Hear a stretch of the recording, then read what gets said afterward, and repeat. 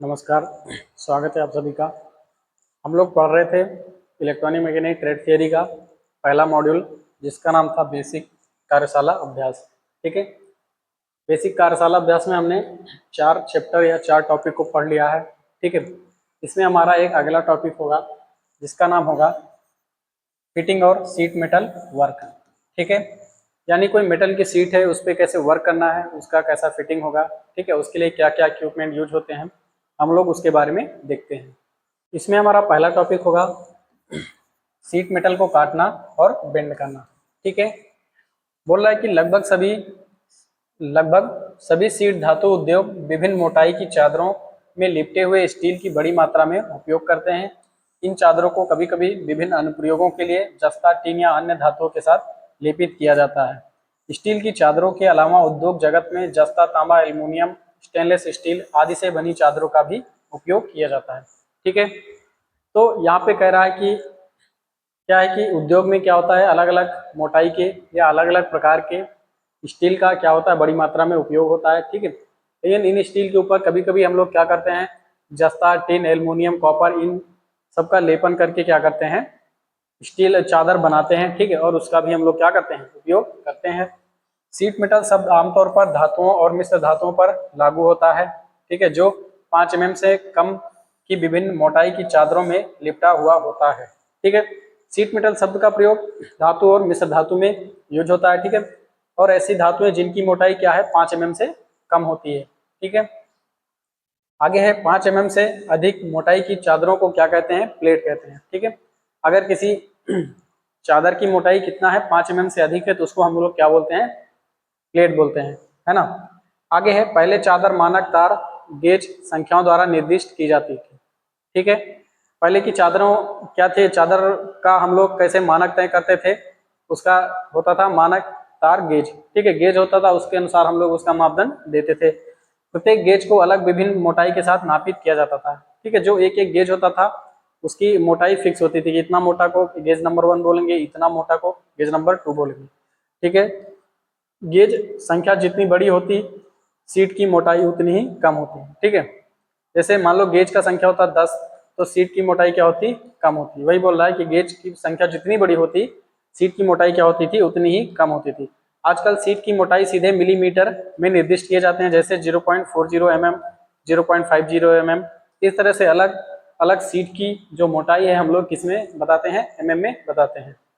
आगे हमारा सीट का प्रकार। ठीक है, आगे हम देखते हैं सीट के प्रकार की, सीट कितने कितने प्रकार के होते हैं। स्टील सीट पहला है, क्या है, स्टील सीट। यह हल्के स्टील की एक बिना परत वाली सीट होती है जिसमें नीले काले रंग की उपस्थिति होती है। इस धातु का उपयोग केवल उन वस्तुओं तक सीमित है जिन्हें पेंट या इनेमल किया जाना है। ठीक है, स्टील सीट क्या होती है, स्टील, यह हल्के स्टील से बिना परत वाली क्या होती है, एक सीट होती है जिसमें नीले काले रंग की होती है। ठीक है, इसका कलर कैसा होता है, हल्का नीला या काला टाइप का होता है। ठीक है, इस धातु का उपयोग उन वस्तुओं में करते हैं जिन वस्तुओं के ऊपर हम क्या कर सकते हैं, पेंट या इनेमल करते हैं। ठीक है, यानी अगर जिन वस्तुओं पर पेंट करना है हमको, उस वस्तुओं के लिए हम क्या, स्टील का जो है सीट हम लोग इस्तेमाल करते थे। दूसरा है हमारा गैल्वनाइज्ड आयरन की चादर। ठीक है, गैल्वनाइज्ड आयरन सीट, जस्ता लेपित लोहे की चादरें गैल्वनाइज्ड आयरन की चादरों के रूप में जानी जाती हैं। ठीक है, मान लीजिए लोहे की कोई चादर है हमारे पास, उसके ऊपर हम लोग क्या करते थे, जस्ता का लेपन कर देते हैं, तो क्या हो जाती है, गैल्वनाइज्ड आयरन की चादर हो जाती है, जिन्हें लोकप्रिय रूप से जीआई सीट के रूप में भी जाना जाता है। इसको शॉर्ट फॉर्म में जीआई सीट बोलते हैं। जस्ता कोटिंग जंग प्रतिरोध करती है। ठीक है, जस्ता का जो कोटिंग होता है, यानी उसके ऊपर जो जस्ता का लेयर होता है, वो क्या करता है, जंग से रोकता है, या उसके आयरन के ऊपर क्या होगा, जंग नहीं लगता है। इनका उपयोग आमतौर पर पानी के पाइप बनाने में किया जाता है। जीआई सीट का उपयोग करके पैन, बाल्टी, भट्टियां, कैबिनेट जैसी वस्तुएं भी बनाई जाती हैं। ठीक है, तो जीआई पाइप का इस्तेमाल हम लोग कहाँ करते हैं, बेसिकली नल का जो पाइप होता है उसमें हम लोग इस्तेमाल करते हैं। जो हमारा चापाकल होता है, यानी जमीन के अंदर, उसमें क्या करते हैं, पाइप हम लोग डाल के रखते हैं, तो इसलिए हम वहाँ पे क्या, जीआई पाइप का इस्तेमाल करते हैं, ताकि पानी के संपर्क में आने से वो हमारा उसमें जंग ना लगे। आगे तीसरा है हमारा कॉपर सीट। ठीक है, कॉपर सीट या तो कोल्ड रोल्ड या हॉट रोल्ड सीट के रूप में उपलब्ध है। कोल्ड रोल्ड सीट पर आसानी से काम किया जा सकता है और सीट मेटल की दुकानों में उपयोग किया जाता है। गटर रूफ, फ्लैशिंग और हुड सामान्य उदाहरण है जहां तांबे की सीट का उपयोग किया जाता है। ठीक है, इन तांबे की सीट का उपयोग हम लोग कहाँ करते हैं, गटर रूफ फ्लैशिंग में करते हैं। ठीक है, यानी दो प्रकार के यहाँ पे स्टील सीट हैं। पहला क्या है, हॉट रोल्ड सीट, दूसरा क्या है, कोल्ड रोल्ड सील्ड। ठीक है, यानी कोल्ड रोल्ड सीट पर क्या करते हैं हम लोग, आसानी से काम कर सकते हैं। चौथा है हमारा एल्युमिनियम सीट। एल्युमिनियम सीट जंग के लिए अत्यधिक प्रतिरोधी, रंग में सफेद और वजन में क्या होती है, हल्की होती है। ठीक है, एल्युमिनियम सीट क्या होती है, वजन में हल्की होती है और जंग के लिए अत्यधिक प्रतिरोधी होती है, यानी इस पे आसानी से जंग नहीं लगता है। आगे बोल रहा है, चूंकि एल्युमिनियम एक तन्य पदार्थ है, इसे आसानी से किसी भी आकार में मोड़ा जा सकता है ना। बोल रहा है कि घरेलू बर्तन, लाइट फिक्चर, खिड़कियां इत्यादि जैसे कई वस्तुओं का निर्माण एल्युमिनियम सीट का व्यापक रूप से उपयोग किया जाता है। ठीक है, एल्युमिनियम से हम लोग क्या घरेलू बर्तन बनाते हैं, जैसे कुकर वगैरह हो गया, प्रेशर कुकर क्या है, एल्युमिनियम का आता है। उसके बाद जो लाइट वेट का फिक्चर होता है, ठीक है, यानी एल्युमिनियम की क्वालिटी क्या होती है, हल्की होती है और क्या होती है, मजबूत होती है ना। उसके बाद क्या होता है, ये तन्य होती है, इसको आसानी से किसी भी आकार में हम लोग मोड़ सकते हैं। जो हमारी खिड़कियां के जो क्या होते हैं बॉर्डर होते हैं, वो किससे बनाए जाते हैं, एल्युमिनियम से बनाए जाते हैं।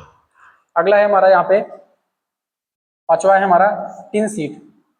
टिन की चादर, लोहे की चादर को जंग से बचाने के लिए टिन से ढकी होती है। ठीक है, लोहे की चादर को जंग से बचाने के लिए हम लोग क्या करते हैं, उस पर टिन का लेयर बना देते हैं। टिन की चादरों के आकार और मोटाई को विशेष चिन्हों द्वारा दर्शाया जाता है, ना कि गेज संख्याओं के द्वारा।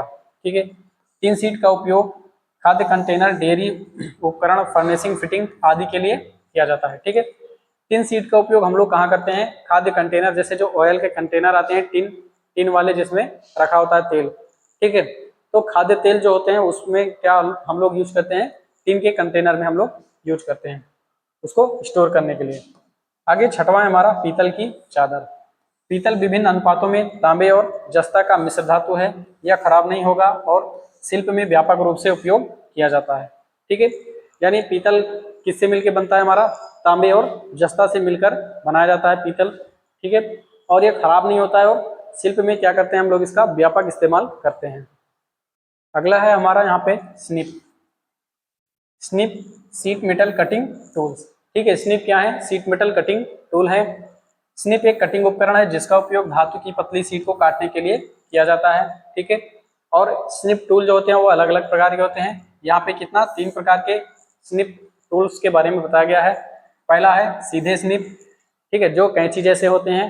दूसरा है मुड़े हुए स्निप या घुमावदार स्निप। तीसरा है हमारा यूनिवर्सल स्निप।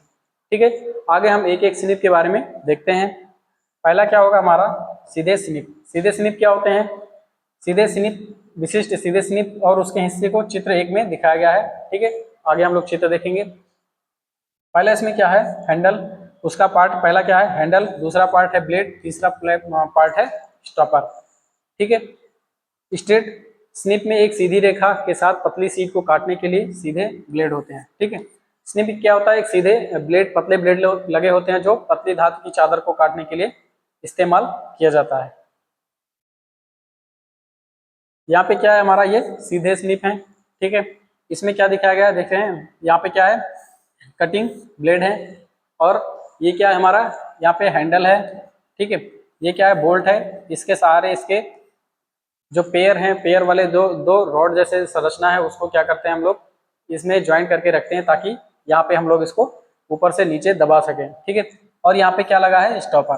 ठीक है, यानी जैसे हम इसको जब स्निप को चलाते हैं, यानी किसी भी धातु को काटते हैं, धातु की चादर को, तो क्या होता है यहाँ पे स्टॉपर लगा होता है, नहीं तो इसको दबाते दबाते दबाते हम लोग और ज्यादा दबाते चले जाएंगे। ठीक है, इसलिए यहाँ पे क्या दिया होता है, स्टॉपर दिया होता है एक। आने के बाद दोनों तरफ से स्टॉपर क्या करते हैं, आपस में सट जाते हैं और क्या होता है, हमारा जो स्निप है वो रुक जाता है। उसके बाद दूसरा है हमारा मुड़े हुए या घुमावदार स्निप। ठीक है, बेंट स्निप में घुमावदार ब्लेड होते हैं, जैसा कि चित्र में दिखाया गया है। ठीक है, इन टुकड़ों का उपयोग आंतरिक वक्रों को काटने के लिए और कट के बाहर एक सिलेंडर को ट्रिम करने के लिए किया जाता है, जैसा कि चित्र 3B में दिखाया गया है। ठीक है, तो घुमावदार स्निप को हम लोग चित्र में देखते हैं कहाँ पे दिखाया गया है। ये हमारा क्या है, कर्व स्निप है। ठीक है, देख रहे हैं इसका जो ब्लेड है पूरा क्या है, थोड़ा सा कर्व है। ठीक है, इसमें भी वैसे ही होता है, स्टॉपर लगे होते हैं, यहाँ पे हैंडल है, बोल्ट है, ठीक है। क्या है ये? बोल्ट है। ये क्या है? हैंडल है। ये क्या है? हमारा स्टॉपर है, ठीक है। इसमें भी वही संरचना होती है जैसे कि स्ट्रेट स्निप में होते हैं, ठीक। तो ये कर्व जैसी संरचनाओं को काटने के लिए होता है। जैसे कोई कर्व वाला हमको ड्रम काटना हुआ, उसके बाद कोई सीट में से कर्व वाला एरिया हमको निकालना हुआ, तो इस प्रकार में हम क्या करते हैं, ये कर्व वाला स्निप हम लोग यूज करते हैं। आगे हम लोग देखते हैं एक यूनिवर्सल स्निप को चित्र 4 में दिखाया गया है, ठीक है। क्या है? यूनिवर्सल स्निप है। अधिकांश सामान्य प्रयोजन कार्यों के लिए यूनिवर्सल स्निप का उपयोग किया जाता है। सामान्य उपयोग के लिए स्निप का सबसे अच्छा आकार 300 mm लंबाई की एक जोड़ी होती है, ठीक है। यानी जो यूनिवर्सल स्निप होता है, जो हम लोग अधिकतर इस्तेमाल करते हैं, वो क्या है? 300 mm की इसकी लंबाई होती है, ठीक है। यूनिवर्सल स्निप से हम क्या कर सकते हैं? सीधे मेटल को भी काट सकते हैं, और कर्व वाला एरिया का कोई मेटल काटना हुआ उससे भी हम लोग काट सकते हैं स्निप से। आगे हम लोग देखते हैं फोल्डिंग टूल्स, ठीक है। सीट को फोल्ड करने के लिए कौन कौन से टूल इस्तेमाल होते हैं उनके बारे में हम लोग देखते हैं। आमतौर पर सीट मेटल को फोल्ड करने में इस्तेमाल होने वाले उपकरण निम्न हैं। कौन कौन से हैं? पहला है एंगल सीट, दूसरा है फोल्डिंग बार, तीसरा है सी क्लैंप, चौथा है स्टेक्स, पांचवा है मैलेट, ठीक है। एंगल स्टील है, ठीक है। इससे भी क्या कर सकते हैं? हम फोल्ड कर सकते हैं सीट को। फोल्डिंग बार से भी फोल्ड करते हैं। सी क्लैंप से हम क्या करते हैं? दो सीट को पकड़ते हैं। स्टेक क्या होता है? स्टेक पे हम रखकर कोई भी अलग अलग आकार के जो है सीट को अलग अलग आकार में मोड़ते हैं। मैलेट होता है लकड़ी का हथौड़ा, ठीक है। उससे हम लोग क्या करते हैं? सीट को ठोक कर उसको अलग अलग आकार में देते हैं। इसमें हम लोग पहला देखते हैं एंगल स्टील या कोण स्टील। क्या होता है? सीट धातु को 90 डिग्री के कोण पर मोड़ने के लिए कोणों के दो टुकड़ों का उपयोग किया जाता है। इन कोणों के बीच सैंडविच मोड़ने के लिए सीट धातु के साथ एक वाइस पर लगाया जाता है, ठीक है। अधिक लंबी चादरों के लिए क्लैंप या हेड वाइस के साथ लंबे कोणों का उपयोग किया जाएगा, ठीक है। इससे हम क्या कर सकते हैं? किसी भी धातु को 90 डिग्री के एंगल पर मोड़ना होता है तो हम लोग क्या करते हैं? इसका इस्तेमाल करते हैं, ठीक है। अगला है हमारा दूसरा है फोल्डिंग बार, ठीक है। फोल्डिंग बार में क्या होता है? सीट मेटल को मोड़ने के लिए फोल्डिंग बार में क्लैंप किया जाता है, ठीक है। सीट मेटल को मैलेट का उपयोग करके आवश्यक आकार में मोड़ा जाता है, ठीक है। फोल्डिंग बार क्या होते हैं? किस में लगे होते हैं? बेंच वाइस में लगे होते हैं, ठीक है। सीट मेटल को मोड़ने के लिए फोल्डिंग बार में हम लोग क्या करते हैं? अपनी सीट को क्लैंप करते हैं, ठीक है। उसके बाद क्या करते हैं? सीट मेटल को मैलेट की मदद से धीरे धीरे ठोकते हैं और उसको आवश्यक आकार में हम लोग क्या करते हैं? मोड़ देते हैं। आगे है हमारा सी क्लैंप। तीसरा क्या है? सी क्लैंप। एक विशिष्ट सी क्लैंप का उपयोग होल्डिंग डिवाइस के रूप में किया जाता है। इस क्लैंप का उपयोग तब किया जाता है जब दो टुकड़े को सुरक्षित रूप से पकड़ना हो या एक दूसरे से जुड़ा होना होता है, या जबड़ों की शुरुआती चौड़ाई के हिसाब से अलग अलग साइज में उपलब्ध होते हैं, ठीक है। सी क्लैंप क्या होता है? आकार उसका सी जैसा होता है, ठीक है। यह क्या करता है? सीट को पकड़ने के लिए उपयोग में लाया जाता है, ठीक है। या तो ऐसा होता है कि धातु के दो टुकड़े हैं, ठीक है, उन दो टुकड़ों को पकड़ने के लिए क्या करते हैं? हम लोग सी क्लैंप का इस्तेमाल कर सकते हैं, ठीक है। और इनकी जो जहाँ पे पकड़ा जाता है, यानी जबड़ा जो होता है इसका, इसकी चौड़ाई क्या हो सकती है? अलग अलग हो सकती है। चौथा है हमारा स्टेक्स, ठीक है। स्टेक्स क्या होते हैं? स्टेक धातु को बेंडिंग, सीमिंग करने और फॉर्मिंग के लिए उपयोग किए जाने वाले उपकरण हैं जो किसी भी नियमित मशीन पर नहीं किए जा सकते। उपरोक्त उद्देश्यों के लिए विभिन्न आकार के स्टेक नीचे सूचीबद्ध हैं। स्टेक सॉफ्ट या कास्ट स्टील से बने होते हैं, ठीक है। यानी स्टेक से हम लोग क्या करते हैं? धातु को क्या करते हैं? बेंड करते हैं। क्या करते हैं? बेंड करते हैं, सीमिंग करते हैं, फॉर्मिंग करते हैं, ठीक है। तो इसमें अलग अलग प्रकार के क्या होते हैं? स्टेक्स होते हैं। पहला है हमारा हैचेट स्टेक, दूसरा है स्क्वायर स्टेक, तीसरा हमारा है ब्लो हॉर्न स्क्वायर स्टेक, और चौथा है बेबल एज स्क्वायर स्टेक, ठीक है। तो ये सब स्टेक जो होते हैं ये बेंच वाइज पर लगाए जाते हैं, ठीक है। किस पर लगाए जाते हैं? बेंच वाइज पर लगाए जाते हैं। ये किससे बने होते हैं? कास्ट आयरन या स्टील से बने होते हैं, ठीक है। तो इसमें क्या होता है? अलग अलग आकार के हैचेट स्टेक होते हैं। जैसे यहाँ पे क्या है? स्क्वायर स्टेक होगा। इसका आकार कैसा होगा? स्क्वायर जैसा होगा। यानी कोई धातु हमको बनाना है, कोई बॉक्स बनाना हुआ, तो इसके ऊपर सीट को रखकर हम क्या करते हैं? धीरे धीरे मैलेट से इसको ठोकेंगे और एक अलग आकार में बनाते हैं।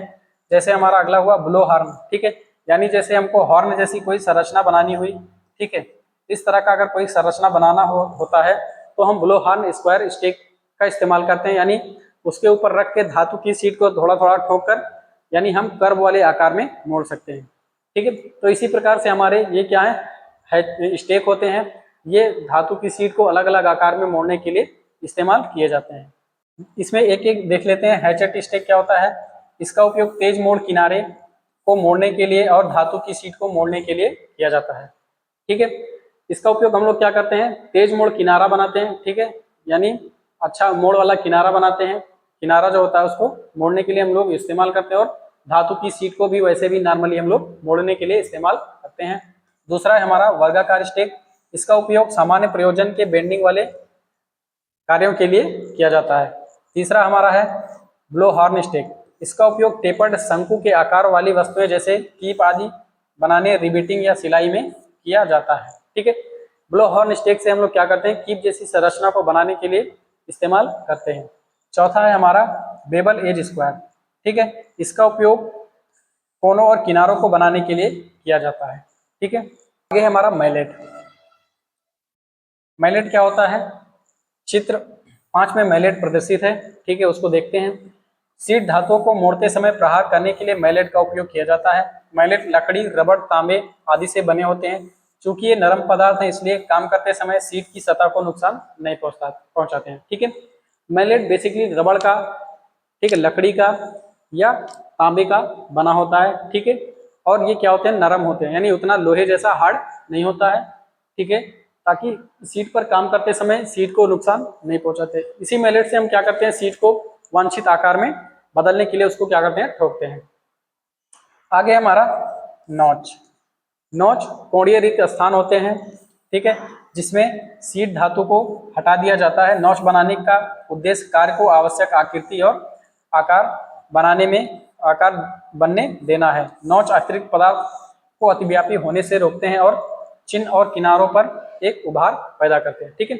नॉच क्या होता है, कोणीय रिक्त स्थान होते हैं, ठीक है, जिसमें सीट धातु को हटा दिया जाता है, ठीक है। मान लीजिए हम कीप जैसी कोई संरचना बनाते हैं, ठीक है, और हमारे पास क्या है, एक वर्गाकार सीट है। तो वर्गाकार सीट को क्या कर सकते हैं हम, एंगल से क्या कर सकते हैं, उसको मापते हैं, ठीक है, मापने के बाद उसको मोड़ते हैं। जब मोड़ने के बाद जो चीज बचता है उसको हम लोग क्या करते हैं, काट के अलग कर देते हैं। आगे है रिवेटिंग।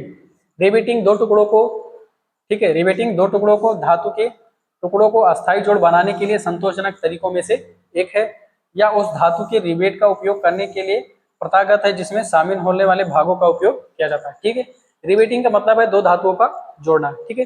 मान लिया कोई कोन हम बना रहे हैं, ठीक है, या कीप बना रहे हैं, तो उसके जो जहाँ पे ज्वाइंटिंग एज होते हैं उस पर हम लोग क्या करते हैं, रिवेटिंग करते हैं, यानी लोहे के या छोटे छोटे कील से क्या करते हैं, उसको ठोक कर जोड़ते हैं। ये हमारा क्या है, मैलेट है, ठीक है। मैलेट किससे बना होता है, लकड़ी का होता है या तो रबर का होता है, ठीक। आगे देखते हैं रिवेट का यूज कैसे करते हैं। रिवेट का उपयोग धातु की चादरों और प्लेटों को निर्माण जैसे कि पुल, जहाज, क्रेन, संरचनात्मक स्टील, जॉब ब्लोअर, प्लेन और अन्य कई जगहों अन्य कार्यों में किया जाता है, ठीक है। तो रिवेट का उपयोग हम लोग बेसिकली धातु को जोड़ने के लिए करते हैं। जैसे पुल बनाते हैं ना, पुल में भी क्या होता है, दो धातु को जोड़ने के लिए रिवेटिंग की जाती है। आगे है पदार्थ। रिवेटिंग में सिर बनाने के लिए टांग को विकृत करके रिवेट को सुरक्षित किया जाता है। ये लो कार्बन स्टील, पीतल, तांबा और एल्युमिनियम जैसे तन्य पदार्थों से बने होते हैं, ठीक है। रिवेट को हम लोग कार्बन स्टील से, तांबा से, पीतल से और एल्युमिनियम जैसे धातुओं से क्या करते हैं, बनाते हैं, जो तन्य होते हैं, यानी उनको हम पीट कर अलग आकार में दोबारा बना सकते हैं। रिवेट के प्रकार। आगे क्या है, रिवेट के प्रकार। 4 सबसे आम प्रकार के रिवेट से कौन सा है, पहला है टिन मेन रिवेट, दूसरा है फ्लैट हेड रिवेट, तीसरा है राउंड हेड रिवेट और चौथा है काउंटर संक हेड रिवेट, ठीक है। आगे हमारा रिवेटिंग की विधि, ठीक है। रिवेटिंग हाथ से या मशीन से की जाती है, ठीक है। रिवेटिंग हम लोग हाथ से भी करते हैं और मशीन से भी करते हैं। हाथ से रिवेटिंग करते समय इसे हथौड़े और रिवेट से सेट किया जाता है, ठीक है। तो यहाँ पे हमारा ये जो धातु सीट वाला चैप्टर था ये खत्म हो गया है, ठीक है। बहुत बड़ा टॉपिक नहीं था, छोटा सा टॉपिक था, ठीक। इसको आप लोग एक बार देखिएगा, 2 बार देखिएगा, चीजें समझ में आ जाएंगी, ठीक है। तो यहाँ पे हमारा क्या हुआ, पहला मॉड्यूल खत्म हुआ। जो हमारा पहला मॉड्यूल था बेसिक कार्यशाला अभ्यास, ठीक है, पहला मॉड्यूल यहाँ पे खत्म हो गया। अब हम लोग अब घुसेंगे इसमें इलेक्ट्रिक में, ठीक है। तो नेक्स्ट टॉपिक में हम लोग बेसिक इलेक्ट्रिक के बारे में समझेंगे। तब तक के लिए नमस्कार।